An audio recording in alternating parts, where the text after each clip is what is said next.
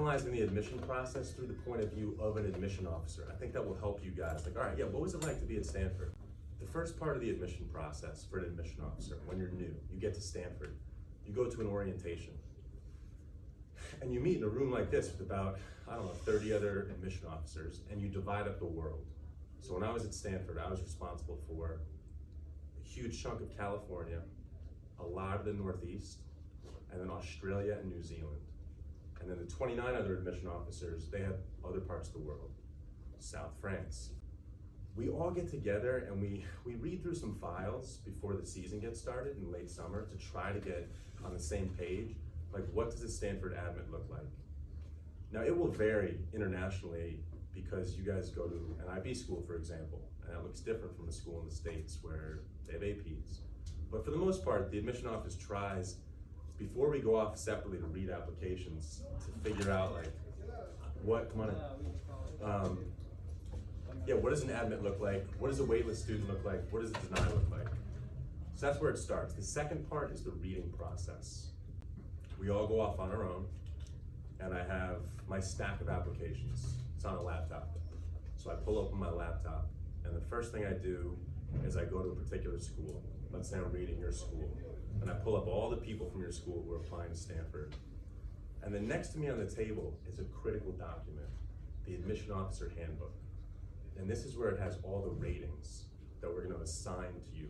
It's so important. No one talks about nitty-gritty stuff like this, right? Like, try to imagine with me, you're an admission officer, right? All right, you got your school pulled up, we pull open your application, and I have this handbook next to me. And I'm a new admission reader, and I'm like, I don't know what does it take to admit someone to Stanford? How do I do my job? And the handbook helps guide you. And so it has categories for things they're looking for. For example, test scores, that gets a rating. Rigor, how rigorous was your high school curriculum? The IB program is super rigorous, especially if you're taking all the high levels. So when I open your file and I'm reading you, I have these ratings in mind that I know I'm gonna have to fill out. And the first thing I do is I go to the transcript. I do a quick scan. Then I go to your activities page. What kinds of activities are you doing? I read your essays, I read your letters of support, maybe I read an interview report. I assign some ratings, and then here's the critical moment. I have to write a summary. Now, for most students who are not gonna get in, it's a very quick write-up, competitive but not compelling. The read probably could take 10 minutes, but that's not for all students. If you're interested in a student and you want to advocate for them to come to your school, it could take up to 40 minutes. You slow down, because when you get to that summary, you're writing down, okay, I think I want to advocate for the student to come to Stanford. So that process could happen 3 months later. I want to advocate for Theo.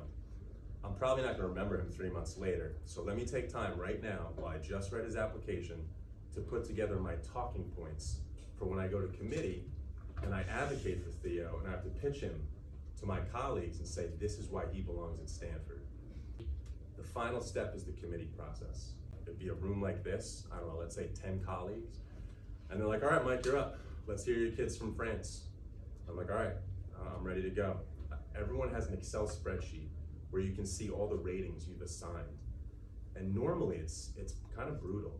Mike recommending denial, Abigail recommending denial, Theo, okay, this is a student I want to talk about.